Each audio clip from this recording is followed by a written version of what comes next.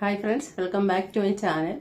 അമൃതയെ പറ്റിയുള്ള ഒരു വീഡിയോ ആണ് ഇന്നത്തെ വീഡിയോ. അമൃത ഇപ്പോൾ പുതിയതായിട്ട് ഇറക്കുന്ന ആൽബത്തിൻ്റെ ഭാഗമായിട്ട് അതിൻ്റെ പ്രൊമോഷൻ്റെയൊക്കെ ഭാഗമായിട്ട് കൊടുക്കുന്ന ഒരു ഇൻ്റർവ്യൂ. ആ ഇൻ്റർവ്യൂവിൽ സംസാരിച്ച വിഷയമാണെന്ന്. കൂടുതലും എന്താണ് എടുത്തു പറയാനുള്ളതെന്ന് ചോദിച്ചാൽ, നമ്മൾ കണ്ടിട്ടുണ്ട് സോഷ്യൽ മീഡിയയിൽ അമൃതയുടെയൊക്കെ ജീവിതം ഒരു തുറന്ന പുസ്തകം പോലെ തന്നെ എല്ലാവർക്കും അറിയാവുന്നതാണ്. അമൃത സുരേഷ് നമ്മൾ ഐഡിയ സ്റ്റാർ സിംഗർ തൊട്ട് ആ കുട്ടിയെ കണ്ടു തുടങ്ങിയതാണ്. പിന്നീട് അതിൻ്റെ ജീവിതയാത്രയിൽ വന്ന താഴ്ചയും ഉയർച്ചയും എല്ലാം നമുക്കറിയാം. അവരങ്ങനെ അധികം ഒളിച്ചു വെച്ചിട്ടില്ല. ഇപ്പം ആ ലാസ്റ്റ് ആ മോള് വന്നു, പാപ്പു വന്നു, ലൈവ് ഇട്ടതൊട്ടും ബാലയായിട്ടുള്ള വിഷയങ്ങൾ, ഗോപി സുന്ദറുമായിട്ടുള്ള വിവാഹം, സൈബർ അറ്റാക്കുകൾ, അത് അനുഭവിച്ചു വന്ന എല്ലാ കാര്യവും നമുക്കറിയാം, എല്ലാവർക്കും അറിയാവുന്നതാണ്.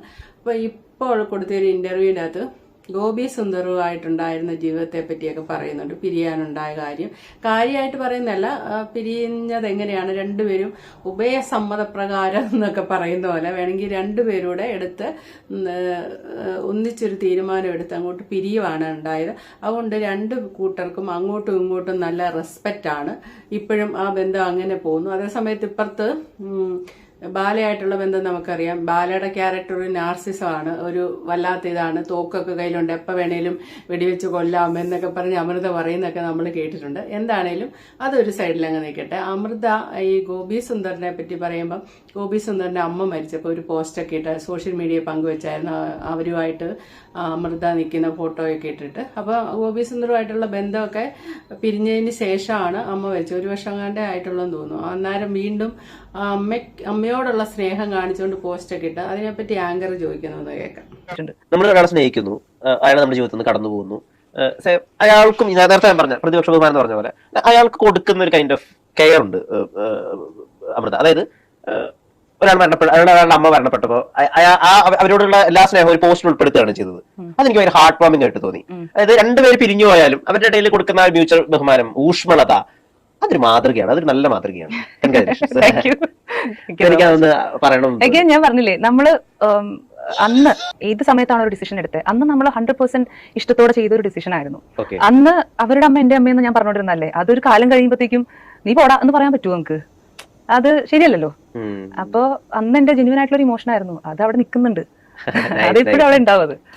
അപ്പൊ അമൃത ഈ പറഞ്ഞ വളരെ നല്ലൊരു പെൺകുട്ടിയുടെ ഇതാണ്, അങ്ങനെ തന്നെ വേണമെന്നാ. കാരണം ഗോപി സുന്ദർ ഉടുപ്പ് ഊരി എറിയുന്ന ലാഘവത്തോടെ ഓരോ സ്ത്രീകളുമായിട്ടുള്ള ബന്ധം അയാൾ ജ്യൂസ് ആൻഡ് ത്രോ ഉപയോഗിച്ചു കഴിഞ്ഞു, അയക്കുമതിയായി, ഫിസിക്കലായിട്ട് അയക്കുമതിയായി, അങ്ങനെ എടുത്തു പറയേണ്ടി വരും.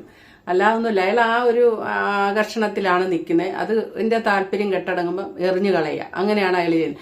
അയാൾ അങ്ങനെ ചെയ്തതെന്ന് കരുതി അയാളുടെ അമ്മയെ സ്വന്തം അമ്മയെ പോലെ കരുതി. കാരണം ബാലയുടെ കൂടെ ജീവിച്ച് അത്ര പീഡനം അനുഭവിച്ചേച്ച് പോയിട്ട് ഒരു ജീവിതം കിട്ടിയതാകുമ്പോൾ നമ്മൾ തന്നെ കണ്ടിട്ടുണ്ട്.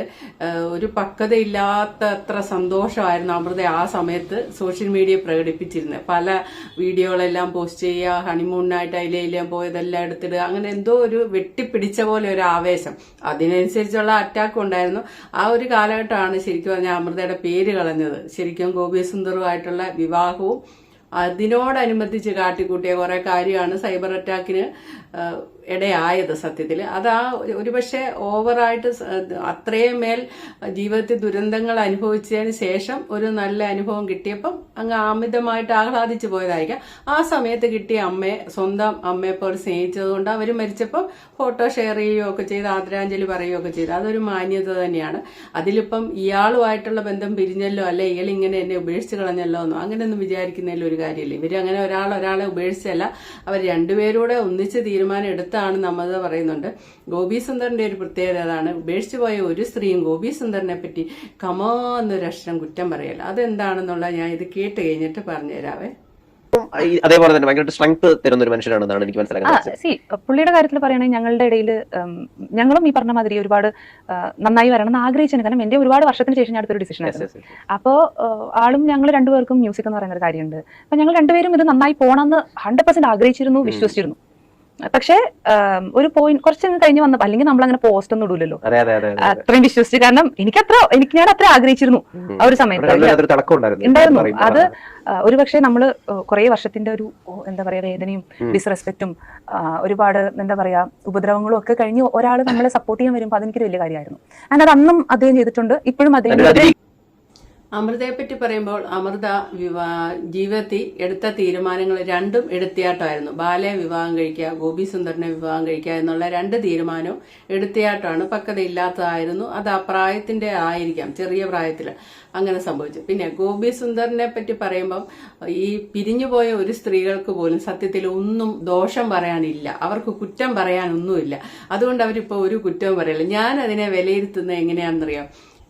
ഈ മനുഷ്യൻ ഒരു സ്ത്രീയെ കിട്ടിക്കഴിയുമ്പോൾ അയാൾ ആ സ്ത്രീയെ മാക്സിമം ഫിസിക്കലായിട്ടൊക്കെ ഉപയോഗിച്ച് സന്തോഷിപ്പിച്ച് അവരുടെ ഇഷ്ടങ്ങളെല്ലാം പാടെ നടത്തിക്കൊടുത്ത് തിരുവായ്ക്ക് എതിർവായില്ലെന്ന് പറഞ്ഞാൽ അവരോടൊന്നിനും എതിര് പറയാതെ അവരുടെ ഇഷ്ടങ്ങൾ മാത്രം നോക്കി നിൽക്കുന്ന ഒരു നല്ല ഭർത്താവായിട്ട് അഭിനയമല്ല, അയാൾ ആ കാലഘട്ടം അയാൾ ആസ്വദിച്ച് പോകുന്നുണ്ട്. അപ്പൊ ആ രീതിക്കാണ് അയാൾ നിൽക്കുന്നത്, ഒരു ഹണിമൂൺ ടൈം ആ കാലത്ത്. അപ്പൊ ഇവരുടെ ഓർമ്മയിൽ തിരിച്ചിനി ചിന്തിക്കുമ്പോൾ ഒരു വാക്കുകൊണ്ട് പോലും ഉപദ്രവിച്ചതായിട്ട് പറയാനില്ല. നേരെ തിരിച്ച് ബാലയാണെങ്കിൽ ഇൻസൾട്ട് ചെയ്യാന്ന് പറഞ്ഞാൽ മാക്സിമം ഇൻസൾട്ട് ചെയ്യുകയും ഉപദ്രവവും ദേഹോദ്രവവും കുപ്പിവെച്ചെറിയലും അടി ഇടി എല്ലാം കൊടുത്തിട്ടുണ്ട്. പക്ഷെ ഗോപി സുന്ദർ എന്ന് പറയുമ്പോൾ ഒരു ഓർമ്മ പോലും അങ്ങനെയില്ല.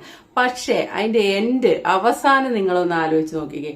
യൂസ് ആൻഡ് ത്രോ, അതായത് ഏറ്റവും വലിയ ക്രൂരതയാണ് ഗോപി സുന്ദർ ചെയ്തത്. അയാൾക്കൊരു സ്ത്രീയോടൊരു ഫിസിക്കലായിട്ടൊരു അട്രാക്ഷൻ തോന്നിക്കഴിഞ്ഞപ്പം അതിനു വേണ്ടി അയാൾ വിലയ്ക്ക് വാങ്ങുന്ന പോലെ വാങ്ങി ഭാര്യാസ്ഥാനവും കൊടുത്ത് കൊണ്ടു നടന്ന് എല്ലാരെയും അറിയിച്ച് അപമാനിക്കുന്ന രീതിയിൽ എല്ലാ ഫോട്ടോയും എല്ലാം എടുത്തിട്ട് അയാൾ കൊണ്ട് നടന്നിട്ട് ലാസ്റ്റ് അയാളുടെ ആവശ്യം കഴിഞ്ഞപ്പോൾ എറിഞ്ഞു കളഞ്ഞു.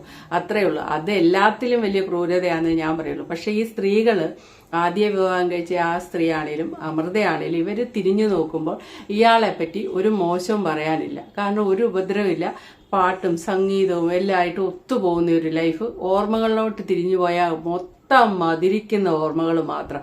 പക്ഷെ ഇവരിപ്പോഴും ചിന്തിക്കുന്നില്ല എന്നാണ് ഞാൻ ഓർക്കുന്നത്. ഇയാൾ ലാസ്റ്റ് ചെയ്തത് എന്താണ്? ഒരാളെ കഴിഞ്ഞ് അടുത്തയാൾ. അപ്പോൾ നമുക്ക് നമ്മുടെ സ്ത്രീത്വത്തെ അപമാനിച്ച് സ്ത്രീ എന്ന നിലയിൽ എന്തെങ്കിലും വില അയാൾ സ്ത്രീകൾക്ക് കൊടുക്കുന്നുണ്ടോ? അല്ലെ കൂടിയേ മറ്റേ ഇംഗ്ലീഷിലൊക്കെ പറയുന്ന പോലെ ഒരു ഫക്കിംഗ് ഇൻസ്ട്രുമെന്റ് എന്ന് പറയുന്ന പോലെ മാത്രം സ്ത്രീകളെ കാണുന്ന പുരുഷന്മാരുണ്ട്. ആ ഗണത്തിൽപ്പെട്ടല്ലേ. അപ്പൊ നമ്മൾ എത്രമാത്രം അധപ്പതിച്ചു അയാളുടെ മുന്നിൽ. എന്നിട്ടും ഇവരാരും അയാളെ പറ്റി ഒന്നും മോശം പറയത്തില്ല. ഇത്രയും പറയാതിരിക്കാൻ എനിക്ക് തോന്നിയില്ല, അതുകൊണ്ട് പറഞ്ഞു. കാരണം അയാള് ലോകത്തിൽ കൊള്ളരുതാത്ത ഒരാളാണ്. അയാൾക്ക് സ്ത്രീകളെ ഒരു ബഹുമാനമില്ല, അല്ലെങ്കിൽ സ്ത്രീകളോടൊരു അവജ്ഞയാണ് ഉള്ളത്.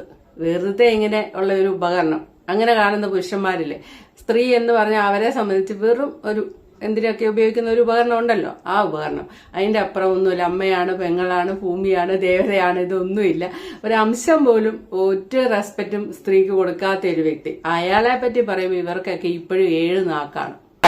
ടാലന്റിനേക്കാൾ കൂടുതൽ ആ സമയത്ത് ഒരു പേഴ്സണാലിറ്റി എനിക്ക് ഭയങ്കര സപ്പോർട്ടായിരുന്നു. എസ്പെഷ്യലി അച്ഛൻ മരിച്ച സമയത്തൊക്കെ ഒരു മകനായിട്ട് അതേ അവിടെ ഉണ്ടായിരുന്നു.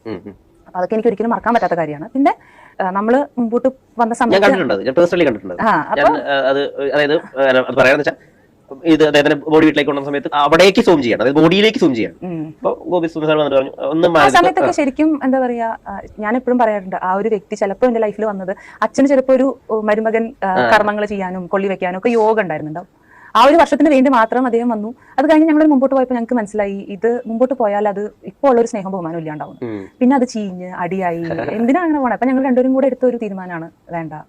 ഇപ്പോഴും once in a while birthday അങ്ങനെയൊക്കെ വരുമ്പോൾ ഹാപ്പി ബർത്ത്ഡേ ദേഷ്യമൊന്നുമില്ല, കമ്മ്യൂണിക്കേഷൻ ഒന്നുമില്ല. ഒരു നമ്മൾ അവസാനിപ്പിച്ച ഒരു വികാരം വീണ്ടും നമ്മൾ അത് കുത്തിയെടുക്കാൻ ആഗ്രഹിക്കുന്നില്ല. അതവിടെ കഴിഞ്ഞു. ഫ്രണ്ട്ഷിപ്പ് എന്ന് പറഞ്ഞൊരു കോൺടാക്ട് ഉള്ള ഫ്രണ്ട്ഷിപ്പ് ഒന്നുമില്ല. പക്ഷെ ഒരു സന്ദർഭം ഉണ്ടാകുമ്പോൾ മെസ്സേജ് ചെയ്യും.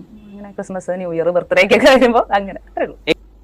ഒരു കാര്യം മനസ്സിലായി, അമൃത ഇപ്പോഴും പറയുന്ന ഒരു മരുമകൻ എന്ന രീതിയിൽ അങ്ങേറ്റം പെർഫെക്റ്റ് ആയിട്ട് അങ്ങേര് നിന്നു.